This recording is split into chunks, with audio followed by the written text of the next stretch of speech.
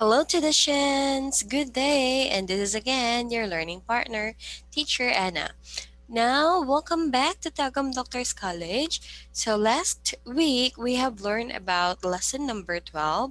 Now, let's go to Unit 4, Socioeconomic Impact Study. So, this is in lesson 13. So we are going to learn here the socioeconomic impact of business to consumers, suppliers, and households. So this is prepares by yours truly. So now let's go to the next one. So at the end of the lesson, guys, you are parang ayaw na niya gumalaw. Yeah, wait a moment. Okay, there you go. So at the end of the lesson, guys, you are expected to first identify the impact of business to consumers. Second, to discuss the different methods in influencing consumers. And then explain the different factors affecting consumers. So now let's move forward to the next one. So let's try to identify, discuss, and explain. Now, we have here, this is as we all know, business has really effect on consumers. So, ang mga businesses guys, di ba malipay ta kung na SM dire na mga bag-o nga mall dire because businesses really affect consumers. So, for example, guys, personalization is a key to winning business. So, most likely there are a lot of businesses that they employ and even kanang give incentives to those salesmen who can make a business idea or even make a marketing strategy that can win their business. So most likely 84% of consumers guys really say that being treated like a person, not a number, is very important to winning their business. So most likely katong mga businesses nga naay puso mao jud to kasagaran ang mahimong long term. So you can also read the unlocking difficulties, try to know what is a socioeconomic impact, consumer, supplier, and household. So, always remember, guys, that a successful business influences the behavior of consumers to encourage them to buy its products. So, katong mga businesses nga maka-influence sa behavior sa ilahang mga consumer, mao gito siya ang mahimong long term. At the same time, it is also the key concept of a successful business. Now let's go to the next one. So let's have the several methods to influence consumers. So there are several ways or even methods to influence the consumers. So first, influence consumers emotionally. So that's why you need or we have a lot of long-term companies that is makatao. So most likely they influence the consumers emotionally. Like for example, sa kanang Coca-Cola nga advertisement like makahappy daw ang Coke. And even BDO, we find ways just like that. So they can influence the consumer emotionally. Second is you need to encourage customers to look for value. So that's why a lot of advertisement and marketing strategy gina-encourage yun nila ang customers to look for value of their money.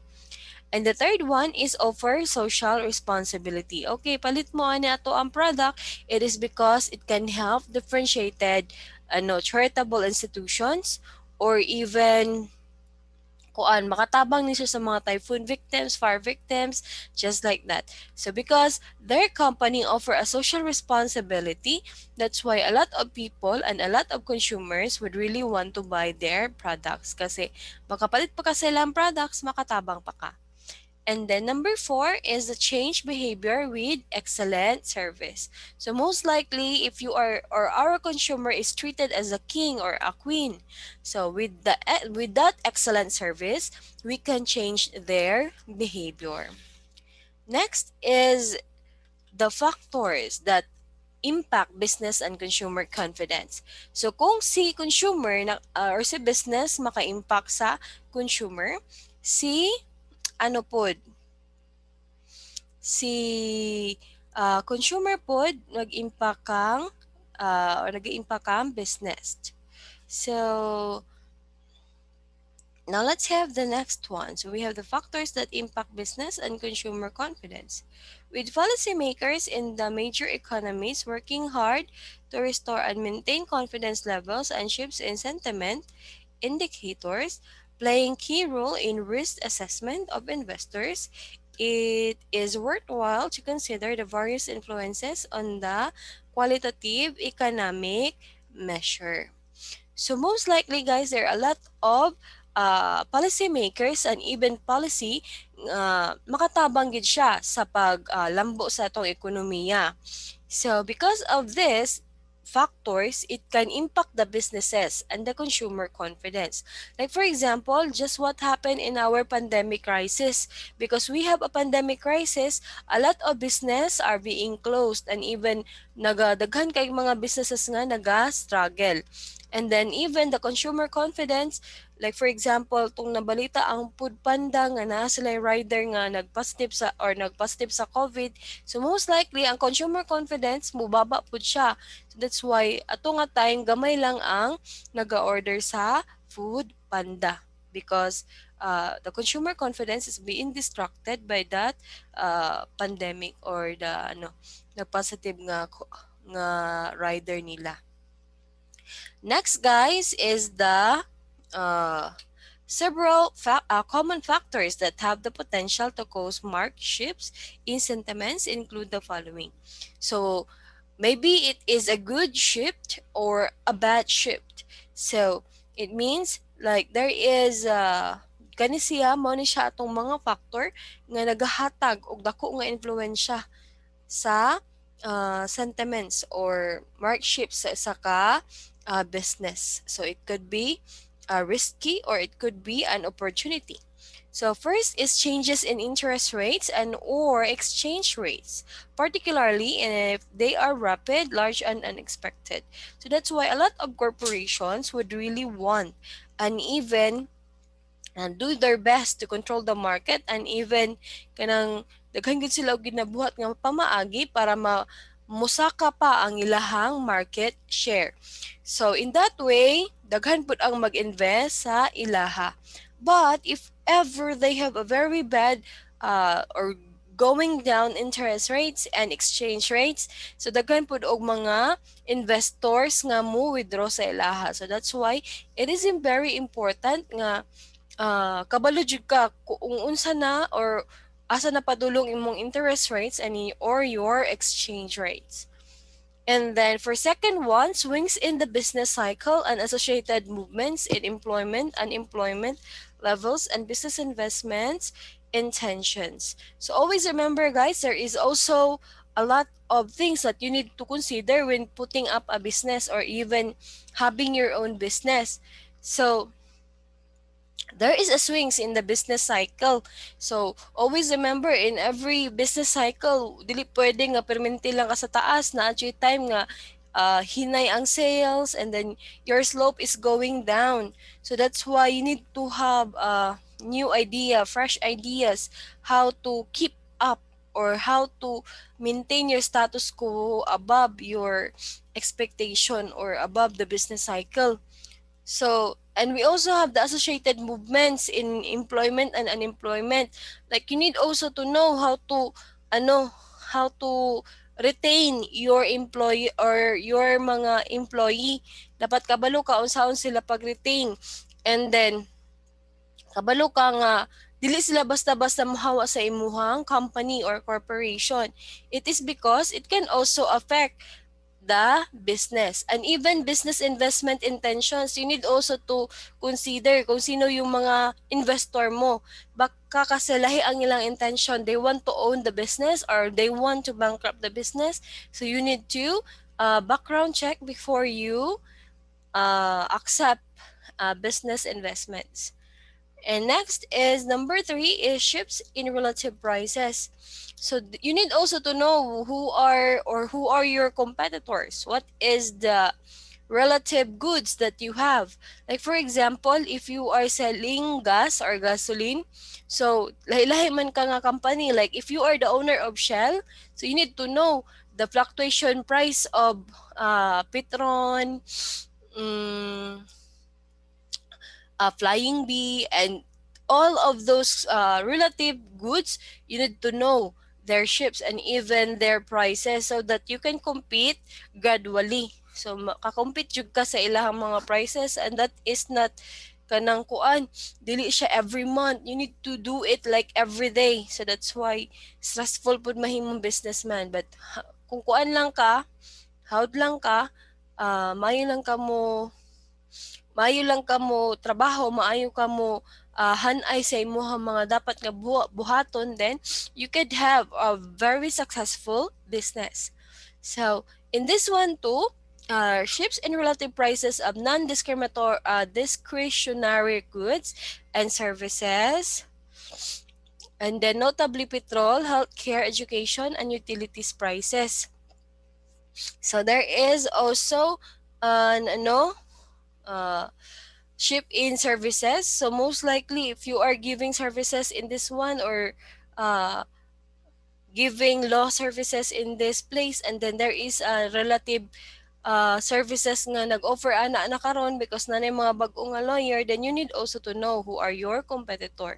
Next is notably petrol, healthcare, labi na ang healthcare. It is because matingalan ka, wala na lagi nag-adto nga mga pasyente diri sa ato ang hospital. Unya, karon lang day ka nakabalo, or pila na ka months nga naga-exist ang kanisya nga mga healthcare services, karon lang ka nakabalo. So you need to know your society, you need to know your business environment. And then the education too, and utilities prices. So maybe your knowledge is beyond your kanang sa imong competitor, just like Nokia. So sa ilahagi offer, or sa ilahagi offer first ang katong smartphone, but it looks like they downgraded, and even they doesn't accept that kasi mo lang gito ang ilahang gusto. So most likely because of that, because of the higher education or the higher knowledge about the smartphones, na left behind ang Nokia. So you need to know that too. So most likely imuhang mga competitor how'd sa inani, how'd sa inana. So you need also to learn that. You need to educate yourself and how to do that. Next is utilities prices. So most likely nakita nimo yung imuhang mga competitor kay kuan sila kanan nasa mga solar panel para mubarato ang ilahang kuryente, or mubarato ang ilang consumption sa kuryente. So you need also to uh, study that kung applicable ba na siya sa imong business kay para maka less pug ka. Next is announced policy shifts in the stance of government fiscal policy, including large structural spending cuts or increases or decreases in taxation rates. So you need also to be informed about the policy or different government fiscal policies. So labi na ng mga structural spending cuts, so dapat inani lang dapat ang presyo sa mga building nga imong ginabuhat. So if there is a policy like that, so you need to know that. You need to inform yourself. And then you need also to inform yourself if there is an increase or decrease in taxation rates. Now, let's move forward to the next one. So we also have the supplier management, selecting right suppliers. So most likely this is as I research about the supplier management or selecting the right suppliers. So most likely you need to know, or you need to understand the supplier evacuation criteria. So first is the price, quality, and delivery. So most likely, unsa ang iyahang price. So most likely, if you are selecting a supplier, so you need to consider the price kasi we need to accept the reality that we have or we don't have unlimited cash. So that's why you need to plan your price range unsa lang imuhang kaya. Next is the quality. So we need also to have a quality raw materials so that we can have a quality product. So that's why it is very important that they supply quality products. Next is delivery. Now we also have financial stability. So, imo pud tan-awon ang background check pud nimo ang imong supplier sa ilahang financial stability kasi what if naghimo na ka og memorandum of agreement sa ilaha tapos nakalit ka close ang ilang company and this is a major raw materials for your product. So, lisod ka siya. So, that's why you need to check the financial stability of your supplier. So, they need to be long-term because you are also planning to be a long-term business. Next is long-term relationship potential. So you need also to see if they can sustain in a long term, and then they can, or you can also have a business relationship or long-term business relationship. Next is the total quality performance and philosophy. Total quality performance and philosophy, guys, it has more on ano mga quality performance, so meaning ang ilahang ginabuhat, like they, because of the pandemic crisis, they have installed differentiated machines that can really secure that their product is gid siya, wala gid siya COVID or mga bacteria nga naa. And then, because of that, then that supplier is very reliable. Next is the e-commerce capability. So let us accept the fact that this year or even the coming years, we need to use the e-commerce or more on the internet.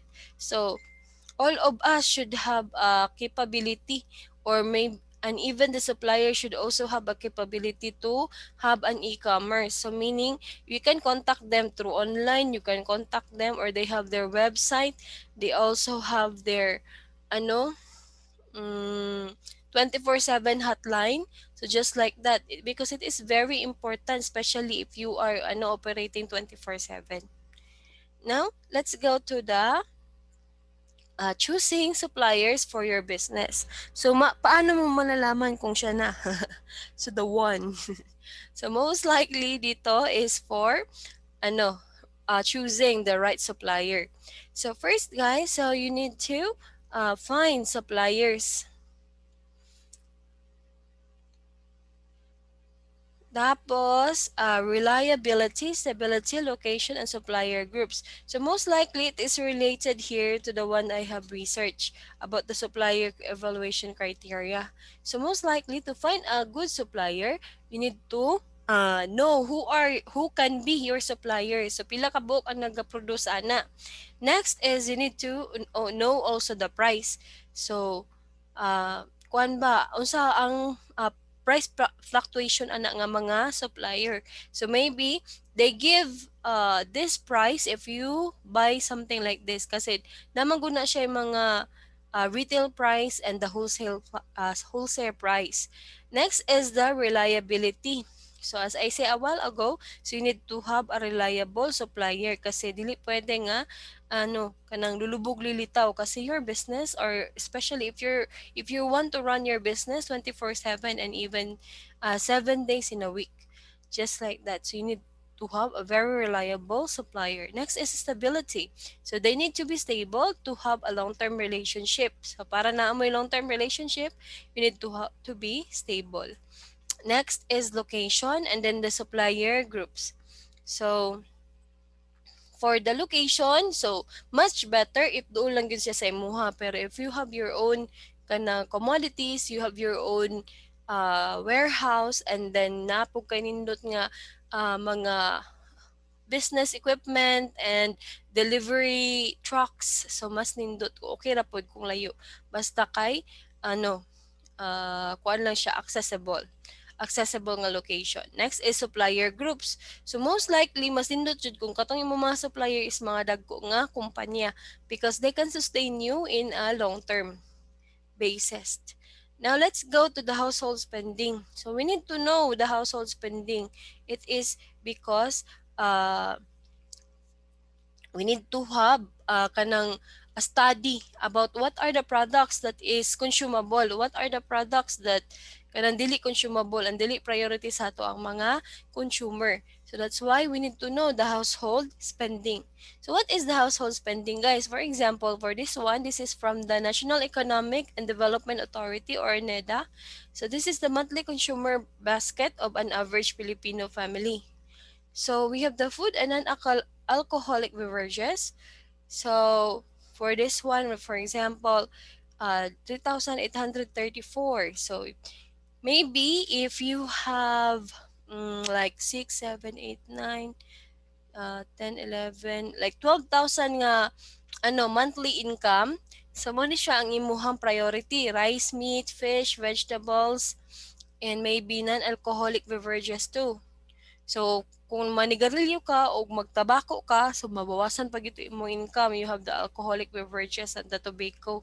So, for non-food, like for example, clothing and footwear, housing, water, electricity, gas, so actual rental, if you are renting or you are also kanang saving for your house or kanang house improvement, and then electricity, gas, and fuels.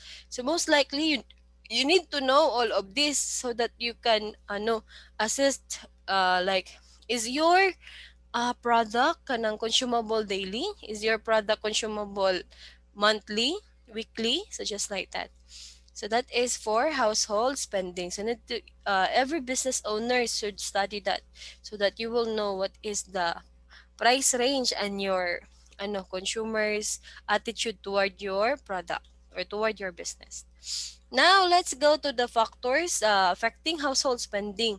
So these are the factors that can affect their household spending, and then the pattern of spending changes over time as a result of changes. So most likely tungod ani mo change ang ilahang household spending. So first is the household income. So low household income, they also have low uh, as household spending. Kasi kung gamay lang kang kwarta, so gamay lang po ang imo mapalit. If you have a lot of money too, or you have a good household income, then you can also buy a lot. But the problem is that in the household income, you need also to consider families or households that prioritize savings. So most likely you really need to know what are their strengths and weaknesses as a consumer. Kasi there are also a lot of household income goes to savings. Now we also have the taste and fashions. You need also to know how to captivate their taste and their fashions. Kasi like for example, those branded shoes, nganong nagastay man gihapon ang mga branded shoes, branded dress, branded clothes, and then branded bags. Nganong nagastay gihapon sila even though we do have an economic crisis because of fashions. So dili gid sila ma-out of fashion. They hire mga fashion gurus and even uh, marketers, and even katong mga hawd kayo mo buhat og inana, like for example mga bag fashion, katong mga fashionista, and even agents. So because of that, they still nag-exist gapon sila sa ato ang industry. It is because kani siya nga taste and fashion is kanang captivated through heart, captivated through the sense of fashion. Next is taxes and subsidies. So most likely if the taxes are lower, so most likely mas daghan sila og mapalit sa ilahang kwarta or sa ilang income. And then subsidies, if the government has a lot of subsidies for the Filipino people, then the household spending would also increase.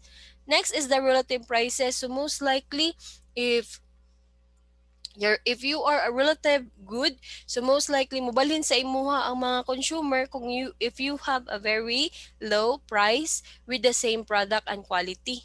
Pero kung mutaas mo ang imuhang ang price sa imuhang relative goods, so mobalhin pud ang imong consumer into the other good nga quality gihapon siya, at the same time the same lang gihapon sa imuhang ginabaligya.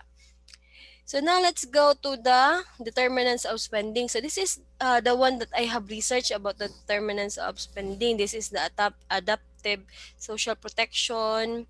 So dapat na kay SP towards PW. And then we also have disaster risk reduction, the climate change adaptation.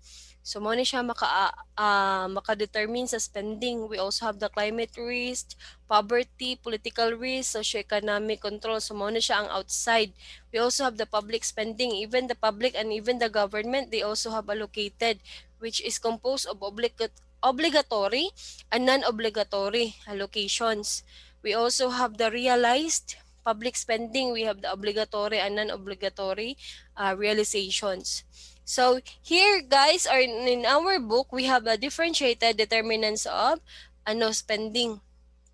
So we have the current level of national income. So some extra spending, guys, is induced by changes in the current level of national income. So most likely, like for example, if you are a government employee, so there is a chance that if the government or our national income is increasing, so your salary is also increasing. So your income is increasing. So that's why this is something to do with the national income.